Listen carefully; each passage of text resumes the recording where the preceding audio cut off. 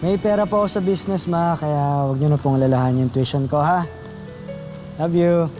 May papadala ako dyan. Surprise. Send. Boss, ito ha. Nata mo yung chocolate bouquet na yan. Sige, sir. Ako Ingat, bahala. ingat. Salamat.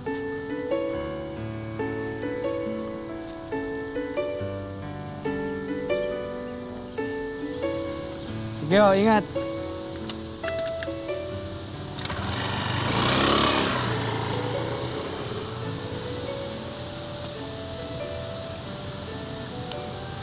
Maribeth Santos. Ganda na to.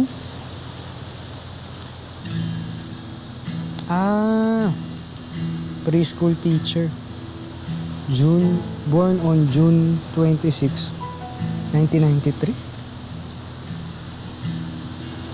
10 years. 10 years yung gap namin. 26 years old to. Wala na. Hi, Maribeth. Hoy, Eric! Oy! What? Balik mo yung pera ko. Manas itong bouquet mo. Anong balik? Binalik ng nililigawan ko. Tapos hindi na ako kinausap.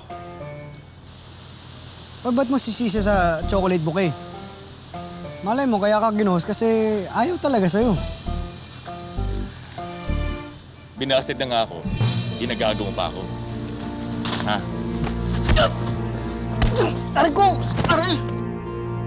Huwag mo nang baby. Ang layo-layo sa bitukan yan eh. Kayang-kaya ko yan. Talaga? Oh, Aray! Oh. Aray, ano ba? Diniinom talaga. Dapat ang sinabi mo, gayuma ang binili niya. Alam mo, tigil-tigil mo na kasi yung chocolate bouquet business mo eh. Ayan o, napapahama ka lang. Maganda nga yung may business. Para sa mga sariling gastos ko, di na kita naaabala. Diba? Ano ba natin makasama dito sa mama? Nako, anak. Malabo pa sa ngayon talaga. Alam mo namang mahirap ang buhay dito. Mahal. Eh, kung uuwi naman tayo sa Samar, wala naman ako magiging trabaho dun. Kaya ipangako mo sa akin, nauunahin mo muna yung pag-aaral mo. Okay? Eric, anak. Maganda makatapos ka muna bago magpamilya. Okay? Naintindihan mo ba? Ha? Pa. Uy! Sabi mo yung friend request ko. Ay, nagtatype. Teka. Ano? Loko ka talaga, nakikinig ka ba? Aray. Oo pa, nakikinig ako. Hi! Mangliligaw ka ba? Dapat face-to-face, ah. Ano pa? Walang paligoy-ligoy, oh. Straight to the point. Okay, sabihin ko. Eric, kamusta ang buhay mo nung bago mo nakilala si Maribeth? Nung mga panahon pong yun is wala pa po sa plano kong pumasok sa isang relasyon at wala pa pong direction yung buhay ko. Parang gusto ko lang pong enjoy yung pagkabuhay binata ko. Pagka-teenager mo, Yes po. paano mo nakilala ngayon si Maribeth?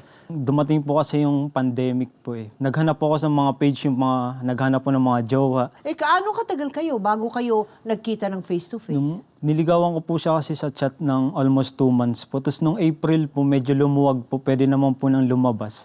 Nagkita po kami ng April 25 po.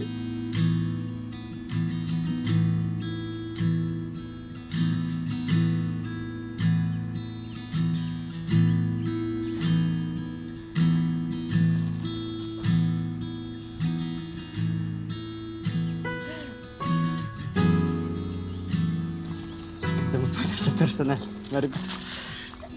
Kaya naman ang susuot ko bigla. I know, right? Charot. Ikaw naman parang bata mo tingnan in person, no? Hoy, Bakit? 25 ka na ba talaga? 25 nga ako. Ilang beses ko na sinabi sa'yo yun. Flowers. Dark chocolates, no nuts, kasi alam kong may asthma ka. Baka matrigger. Oh? Research ka pa talaga, ha? Wow. Fairness sa'yo, lakas maka-green flag nun. Eh, ano naman to? Bakit meron kang pa-butterfly dito? Eh, sabi nila, ibig sabihin daw niyan, purity and good intentions. Yung kasi yung intention ko sa'yo. Alam, no? Weird ko, no? Preschool teacher, pero muntang alam magsalita. Hindi, okay nga yun eh. Nakaka-amaze yun. Okay yan, okay yan. Huwag mong ibahin yan kasi naisip ko pag kunyari, nanay ka na, tapos may anak ka, parang cool, ma'am, di ba? Mami, agad? Napaka-advance mo mag-isip, ha? Bakit? Hindi. Hoy, Okay naman sagutin yun. muna kita, no? Ay, yan na nga, yan na nga yung sinasabi ko eh. Uy, pero Erica, kaming beses ko na rin naloko. Nasaktan. W na yata ako kung masira pa yung tiwala ko. Maribeth, ngayon lang ako naging sigurado sa nararamdaman ko. Saka, sa loob ng 2 buwang pangliligaw ko sa'yo, hindi pa ba malinaw na malinis ang intention ko sa'yo? Di ba? Pinagkakaloob ko na sa'yo ang pagkakataon. Sinasagot na kita. Sinasagot mo na ako? Ngayon, dito. Siguro. Eric? Ah. Sinasagot na kita. Teka, ibig sabihin, ito na yung araw natin. Oo nga! Yes! Hoy! Kami na! Ano ka? Hoy! Kami na! Pag tayo na Ayos ba? buti na nakalabas tayo. Ang ingay mo! Ingay mo! Noong araw din iyon ay naging opisyal na magkasintahan sina Eric at Maribeth. Pero dahil sa lumalalang pandemya, nahirapan silang regular na magkita ng personal. Hanggang sa... Happy second month sa rin mo mukha mo. Anong ginawa ko? Isang tanong, isang sagot. 25 ka na ba talaga?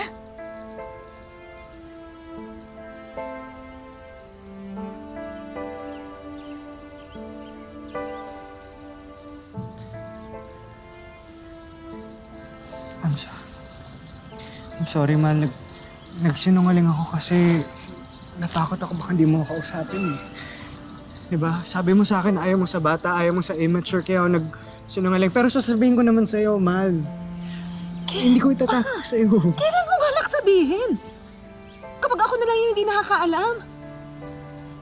Eric, ano bang tingin mo sa akin? Siya nga! Na hindi ko malalaman yung totoo. Eric, kalimutan mo na ako. Ayoko ng ganito eh. Ayoko ng ganito.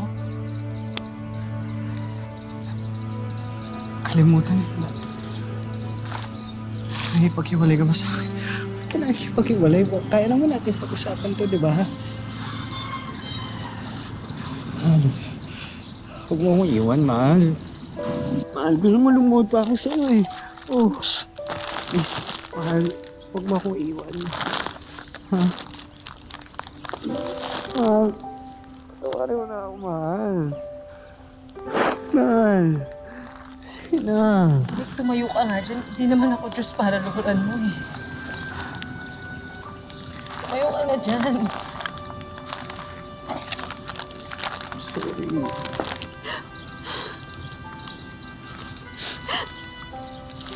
Mahal, please. Nauna na. Ayoko na lang tinatawag mo akong mahal.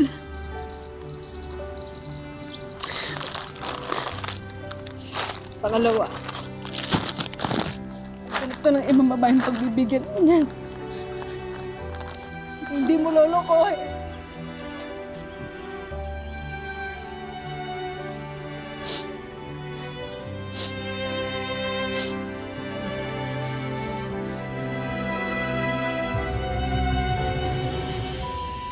Kasi gustong-gusto ko po talaga siya kaya nagsinungaling ako sa age ko. Pero nung July, nawala ng trabaho sa Maribeth, di ba? Opo, kasi dahil po sa parang nalugi po yung company ng sa school po nila. Lumayas ka na, ha? Dahil hindi kami bahay ang punan. Hindi mawa po kayo sa akin. Natatrabaho naman po ako. Naghanap lang po ako ng trabaho. Magbabayad po ako. Puro ka magbabayad, ha? Puro ka magbabayad. Eh, ilang buwan na yung binigay ko sa yung palugit. Maribeth! Ha? Kung hindi mo mababayaran yung 3 bang utang mo, eh, lumayas ka na dito! Hindi mawa naman kayo sa akin. Wala akong matuluyan. Kadibigin naman. Wala akong pakialam. Kilala niyo naman ako. Balik ka na lang dito kung may pambayad ka na! Kadibigin naman. Gilan mo ako!